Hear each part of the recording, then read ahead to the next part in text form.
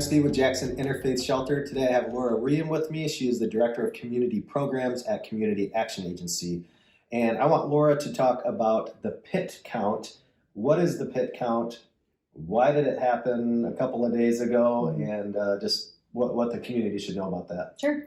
So PIT count stands for point in time count, which is really what it is. It's a point in time where we're going out and counting people in our county that are homeless. And so HUD, Housing and Urban Development, which is the federal funder for a lot of our housing dollars across the country, they require that everybody does a PIT count each year. And they ask that we do them around the same time. Typically, we choose the last Wednesday in January. We don't choose it, they choose it. So always a very cold day. In fact, yesterday was one of the coldest days, I think, of the year so far. And it's California, it's Michigan, it's Colorado, all of us everybody's do it at the doing same day. Yep, everybody's doing it at the same time. So they kind of have that idea across the country that one point in time, how many homeless people do we really have? And so we go out, take volunteers from the community, volunteers from our partnering agencies, go out and try and find people that are literally homeless living on the street. We gather up a little bit of demographic information so we know who we're talking to and that we're not duplicating them as we're counting throughout the day. And then we submit that information to HUD, the federal government, and it helps us receive funding in our community for homeless dollars. It shows that we still have need.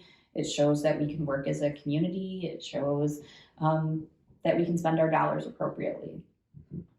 And so when we went out, we found 0 people on the street, which was good because it meant they were sheltered. So there's the emergency temporary shelter right now at St. Paul's Church. So I think there were 4 staying there that night, so they would have been on the street. Interfaith Shelter's numbers will be recorded as sheltered homeless. So can you talk a little bit about, when somebody says homeless, there's different categories of homelessness. So can you kind of hit on what those categories are? Yeah, so for the majority of the time when I'm talking about homelessness or in our kind of housing world when we're talking about homelessness, it really means people that are literally homeless, living on the street, living at a shelter that have no place else to live, places that are not meant for human habitation. So I'm living in my car, I'm living in an abandoned building, I'm living in someone's garage, places where you shouldn't be staying at. The federal government, that's what they use as their homeless definition, and typically that's what's tied to the money that we receive. So you have to meet that definition in order to be eligible for a housing program. Okay.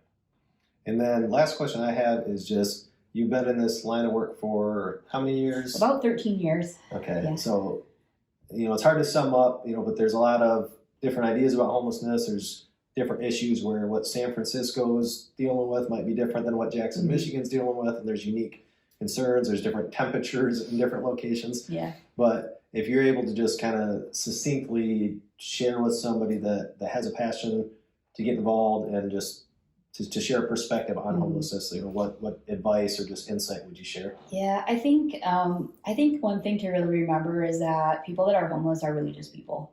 So I hear all the time, oh, they're scary and they're drug addicts and it's so frustrating because of if you sat down in our office and had a conversation with people that are coming in housing crisis, they're just like you and I, right?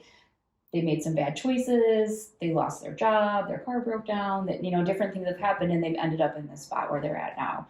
Most people truly want to be housed, to have a very normal life, to have a job, to be a part of a community just like everybody else. So, I think there's a lot of stigma that goes along with our homeless population, and it makes it really hard for people in that situation to move up. And it's not about pulling yourself up by your bootstraps, right? It's about having the same opportunity that other people have had to secure housing. And so that's really what our focus is a lot on, making sure that they have those same opportunities.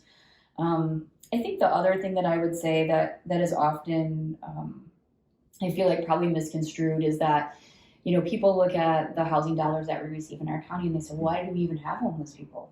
Right. You get thousands of dollars from, the federal government. Why do we have homeless people? We will never have enough housing dollars to support the number of homeless people that we have. But I truly do believe that we will be able to end homelessness by just knowing where does our homeless population live, being in contact with them, connecting them to the resources that they have. There's always going to be homeless people, but I feel like we can end that cycle by educating, by connecting them to the places that they really need to be at, doing that case management work. So, yeah. Well, thank you for the work that you do. Appreciate it. Yeah, thanks, Steve. Thanks.